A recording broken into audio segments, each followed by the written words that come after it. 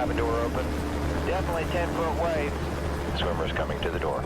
To tell the story of the Coast Guard Rescue Swimmer program, it's been really a challenge. Nobody's ever tried to do this before. Okay, here we go. We wanted to kind of peel back what makes a hero. Why does somebody do this? I'll be back for you!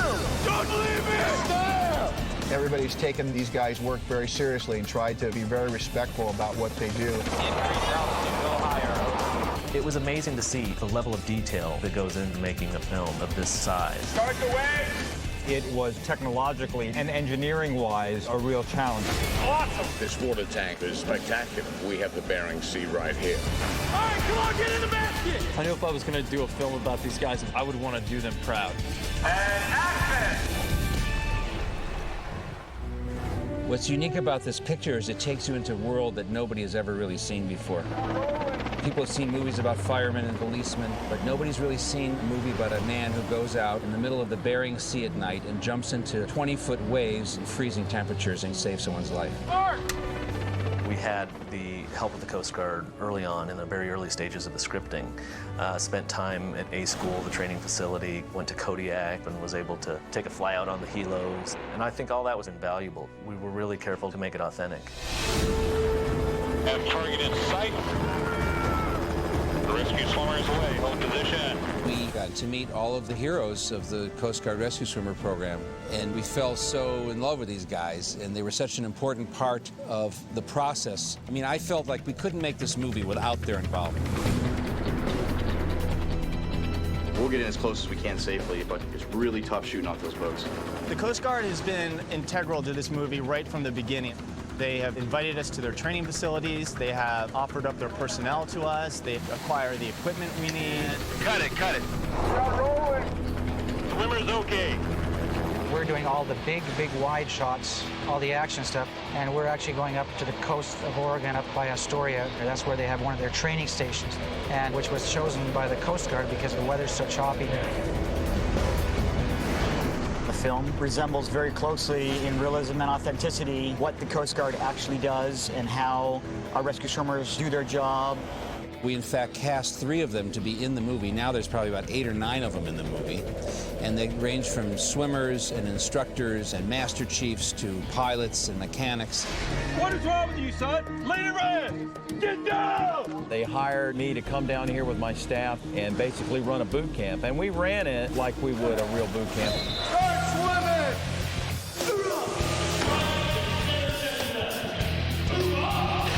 This training is ridiculous. I don't think I could ever in a million years make it through this 18-week program. Hop down! Hop down! Push out of the box! Make yourself better! We started with 8, and when we were finished with the rescue swimmer phase, there's only 4 of us left. Find something in there! Let's go! It's a mind game. You know, a lot of it's physical, a lot of it's mental. All day long, in your face. Down here! Not up here! Down here! From the get-go, Ashton and the kids really put their hearts into it. And if you looked on that pool deck, you wouldn't be able to tell that they were in a AST school class. Are you sure you're not going to give up? Yes, that's the truth! I've never been yelled at so much by someone that I respected so much. Move, move, move, move! Hoorah! Rescue Swimmer 1, 6008. Do you read me? Come on, Jake, be there. Kevin Costner is perfect for this role because there's a kind of male power that he has as a leading man and as a sensitive human being. Limitations without understanding are going to get you killed. It got to me, the mythological quality of someone coming to save you, a guardian. How far am I going to swim off? Kevin has spent a lot of time around the master chiefs and the instructors, and he's very hands-on. He wants to know exactly how to do certain things and have a tone. We got to get to the top. You watch Kevin, he studies stuff over and over. We train very hard to do our jobs, to be professionals 100%, and it's so cool to be around somebody else that is a professional and really puts their heart and soul into what they do. I mean, he's the best at what he does. Half the time I just have to check myself because I'm kind of standing there going, it's Kevin Costner, man. Why do you look so much cooler?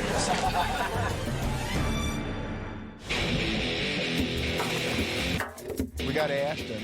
I say let's get it on. Ashton is a new leading man, and I thought he was perfect for being this spunky, knowledgeable, worldly kid who could take on the mantle of a great rescue swimmer. And and he's really cute. We're gonna put a 2 on the gun.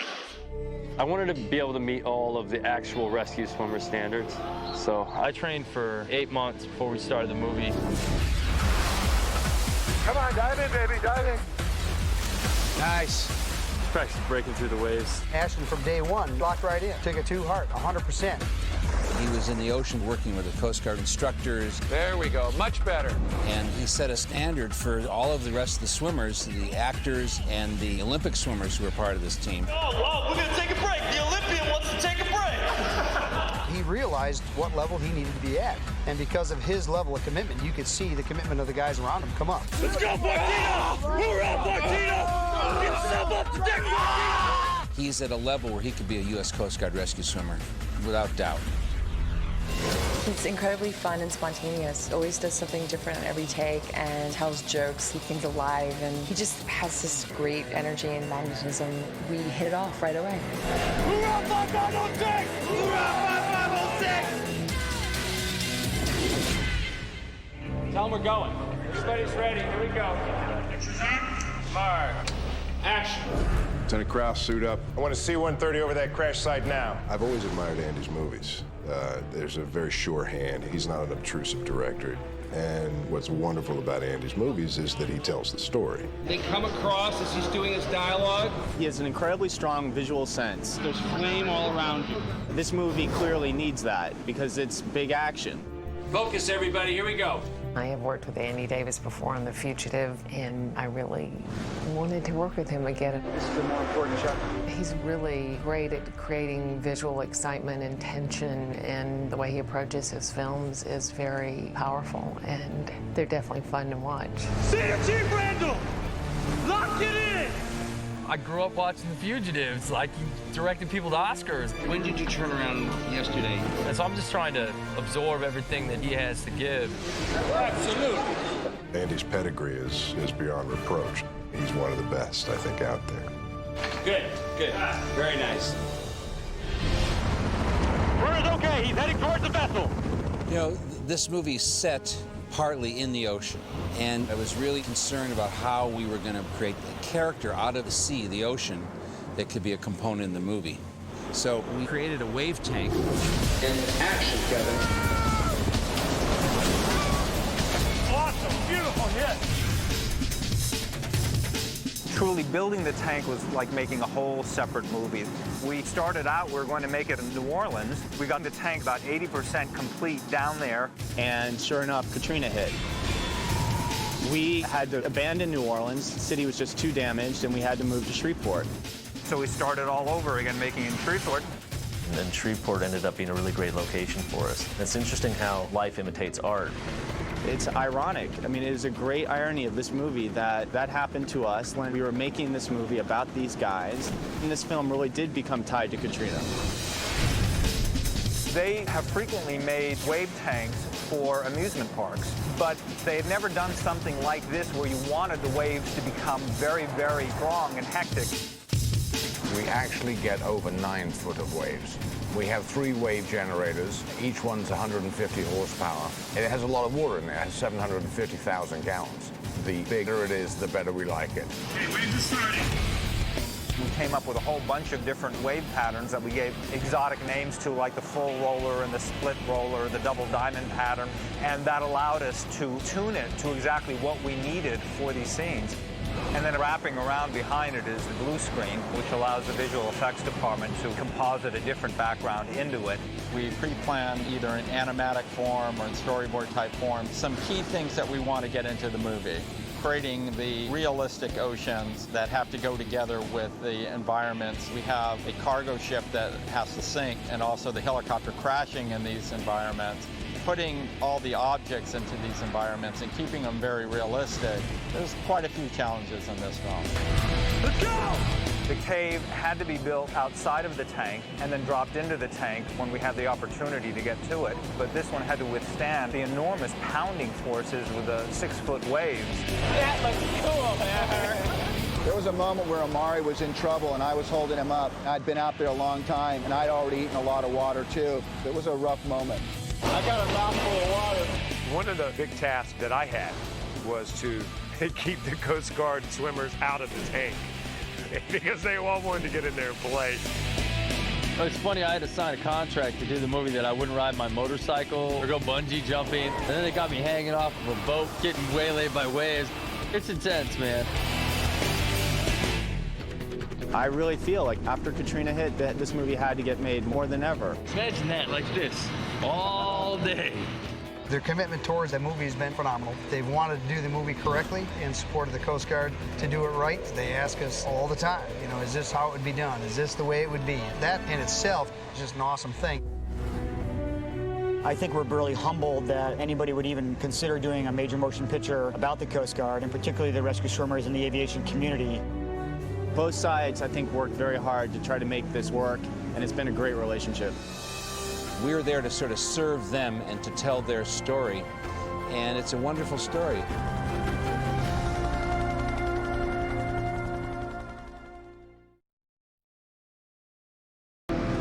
Mayday, mayday, mayday. I am taking in continuous water in the engine room. Require immediate assistance. Okay, sir, let me confirm your position. I think that's what's unique to being a human being, that someone will risk their life for someone they'll never know. That's what should make us proudest of who we are. Okay, basket is going down. So others may live is the motto of the Coast Guard, and that's what their lives are about. How are they going to keep that baby alive in a water like that? I don't know. Get on the boat! Get it! We got 4 people coming up to the mountain. 1 man again. They're heroes. I mean, they go out and save people's lives for a living. I got it. I think that's a pretty noble profession.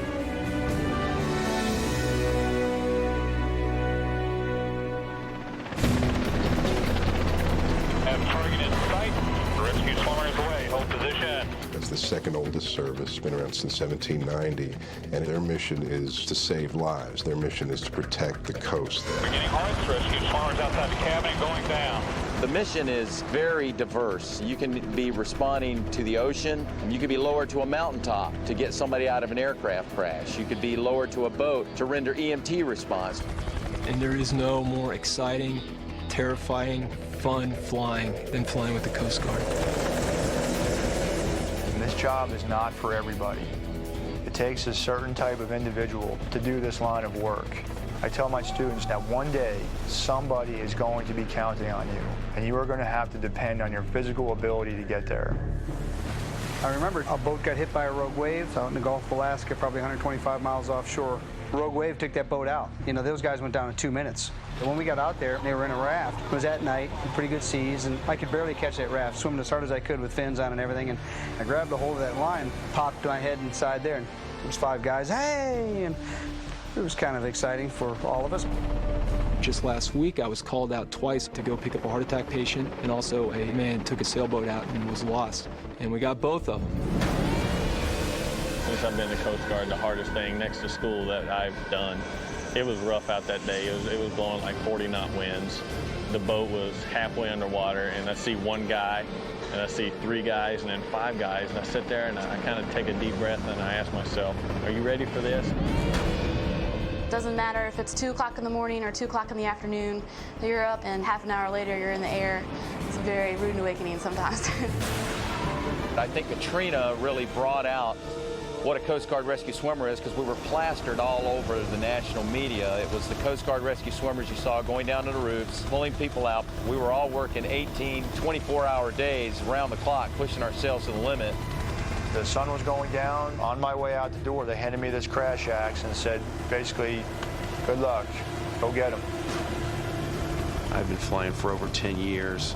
And Katrina was always this theoretical, fictional story that everybody had in their mind. It's like, what if we had to save 33,000 people? And sure enough, that's what the Coast Guard ended up doing. I think cases where you lose children stick with you the most because those are the ones that really sear into your brain. My first hoist was down to the 2nd story of that apartment building, and they handed me their baby like it was nothing. And I was so terrified for that baby, of him starting to squirm or wiggle, you know, for not knowing any better. The flight mech said when I came out from underneath the roof that he got chills because his son was about that same size. That was bad, that one, but then I did 3 more and they weren't as bad as that one, but I don't think I'll forget that first baby. My wife has been a very strong woman through my whole career. She's been one of the reasons that I've kept my sanity these past 25 years.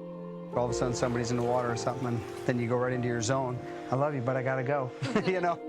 He's very humble about things, and so then to hear from other people how dangerous it really was, oh, okay, yeah, he really does have a dangerous job. Oh, bad swell.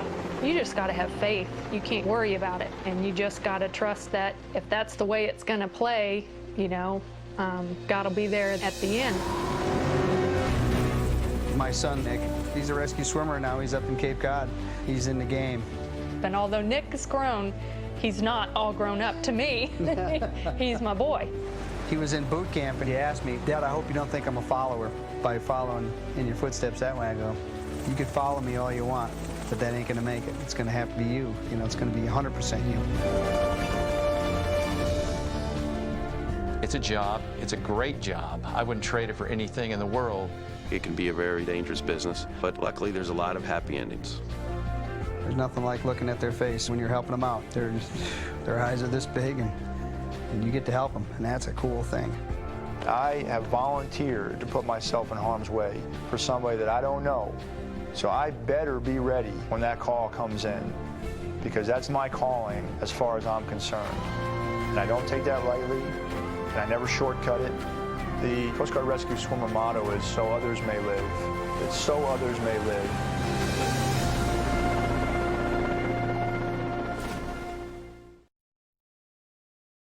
There was some concern that the ending of The Guardian that Ron Brinkerhoff had written was very powerful emotionally, but would the audience feel it was too serious? It was too depressing that this hero had given his life for Jake.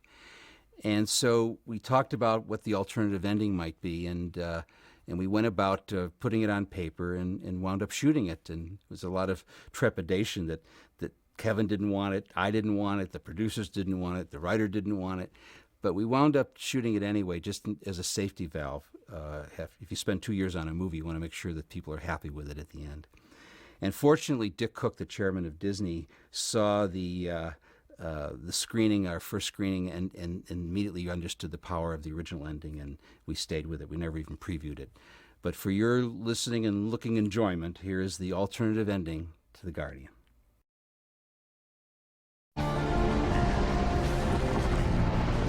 I thought you were going fishing! What do you call this?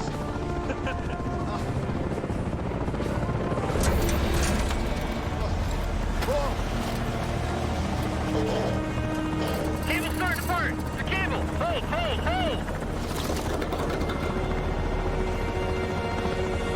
Okay, hold right there, hold. I'm bringing them up. I got you on this cable up in the drum.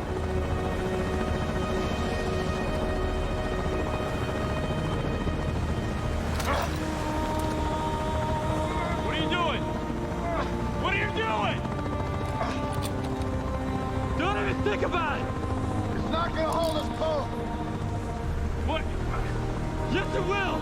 Don't! It'll hold! Leave your bell! Leave your bell! Jake's got him! Jake's got him!